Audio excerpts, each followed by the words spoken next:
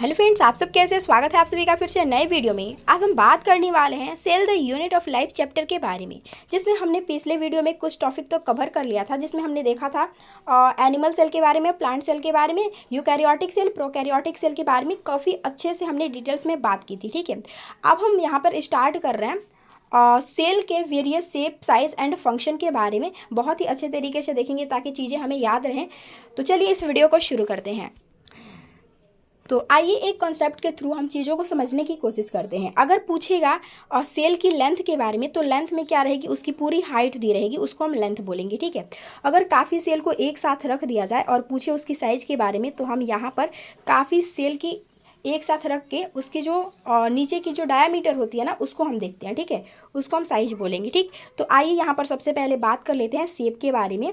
तो आपको यहाँ पर ये देखने को मिल जा रहा है, ये क्या है, नर्व सेल है। ठीक है, जो नर्व सेल होती है ना, काफ़ी लॉन्ग होती है और सिग्नल्स को ट्रांसमिट करती है। तो आप यहाँ पर देख रहे हैं क्या है, नर्व सेल है। और यहाँ पर आपको देखने को मिल जा रही है कोलुमनार सेल, जो कि आपको सिलेंड्रिकल एलोंगेटेड दिखाई दे रही है। ठीक है, तो ये आपको कोलुमनार सेल देखने को मिल जा रही है। ठीक, अब इस स्पर्म सेल को आप सभी अच्छे से जानते ही हैं और यहाँ पर इसके डायग्राम भी देख ही रहे हैं। ठीक, आइए अब हम बात कर लेते हैं सेल के साइज के बारे में। ठीक है, तो यहाँ पर हम सबसे पहले बात करेंगे माइकोप्लाज्मा की लेंथ के बारे में। तो देखिए, सबसे पहले एक कॉन्सेप्ट आपको क्लियर कर देना चाहते हैं। अगर साइज और लेंथ में पूछे तो साइज जो है ना, वो छोटी होगी अकॉर्डिंग टू लेंथ। लेंथ बड़ी होगी और साइज क्या होगी, छोटी होगी।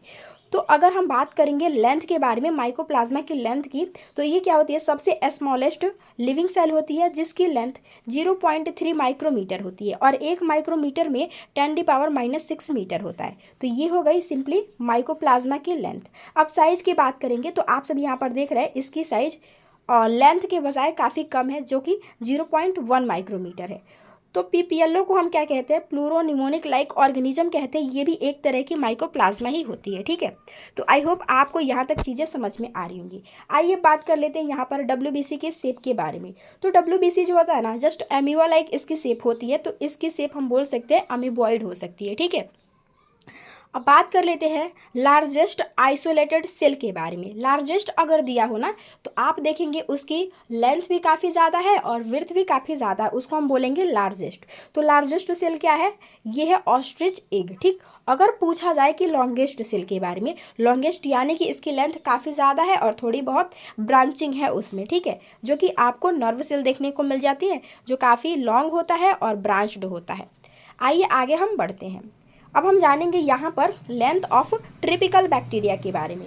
तो बैक्टीरिया की लेंथ से पहले हम इसकी साइज़ की बात कर लेते हैं। अगर पूछा जाए ट्रिपिकल बैक्टीरिया की साइज़ की, तो इसकी साइज़ होती है 1 से 2 माइक्रोमीटर। ठीक, और लेंथ की बात करेंगे ना, तो इसकी लेंथ होती है 3 से 5 माइक्रोमीटर। तो सबसे पहले आपसे भी याद करिएगा, अगर साइज़ पूछा जाए तो बोलिएगा 1 से 2 माइक्रोमीटर और लेंथ पूछा जाए तो बोलिएगा 3 से 5 माइक्रोमीटर। तो आई होप आपको यहाँ तक चीज़ें क्लियर होंगी। ठीक है, अब बात कर लेते हैं यहाँ पर ऑस्ट्रिच के बारे में। ठीक है, सॉरी, ऑस्ट्रिच नहीं, ट्रैकेट्स के बारे में बात कर लेते हैं। तो ट्रॉकेट्स क्या होती है, इलोंगेटेड होती है और साथ ही ये डेड होती है, इसके पास कोई भी न्यूक्लियस नहीं होती है, जो कि आपको यहाँ पर देखने को मिल जा रही है, जस्ट इसकी शेप यहाँ पे। ठीक है, अब यहाँ पर बात कर लेते हैं मेसोफिल सेल्स के बारे में। तो मेसोफिल जो सेल्स होती है ना, इसके पास क्लोरोप्लास्ट होता है, जिसकी शेप राउंड होती है, ओवल होती है, और क्लोरोप्लास्ट होने की वजह से ये क्या करता है, फोटोसिंथेसिस करता है। इसीलिए यहाँ पर डायग्राम क्या बना रखा है, ग्रीन कलर से बना रखा है, ताकि ये आपको पता चल जाए जो भी ग्रीन चीज़ें होती है ना, ये क्या करती हैं, फोटोसिंथेसिस करती हैं।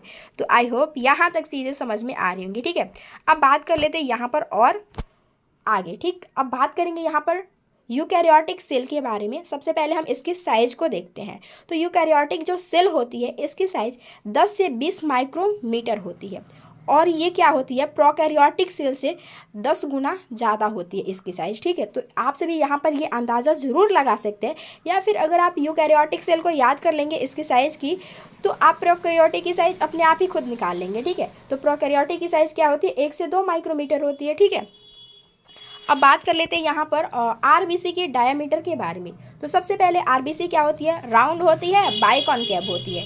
आर से आरबीसी है ना, आर ये आ रहा है ना, और यहाँ पे आर से क्या हो जाएगा, राउंड। तो आरबीसी क्या होती है, राउंड होती है और बाइकॉनकेव होती है।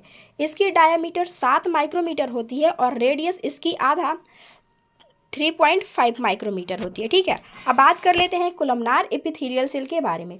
तो कोलमनार एपिथेलियल सेल क्या होता है, अभी हमने बताया स्टार्टिंग में क्या होती है, लॉन्ग होती है, सिलेंड्रिकल होती है और इसके पास न्यूक्लियस होता है। तो इसकी न्यूक्लियस कहाँ पे होती है, बेस पे पाई जाती है। ठीक है, तो यहाँ पर आप सभी इतना देख सकते हैं। एक बार आप सभी इसका स्क्रीनशॉट लेना चाहें तो ले सकते हैं सेल की वेरियस शेप एंड साइज के बारे में। ठीक है, तो आज के लिए बस इतना ही, मिलता है नए वीडियो के साथ। वीडियो आपको कैसी लगी ये अपना फीडबैक जरूर शेयर कीजिएगा।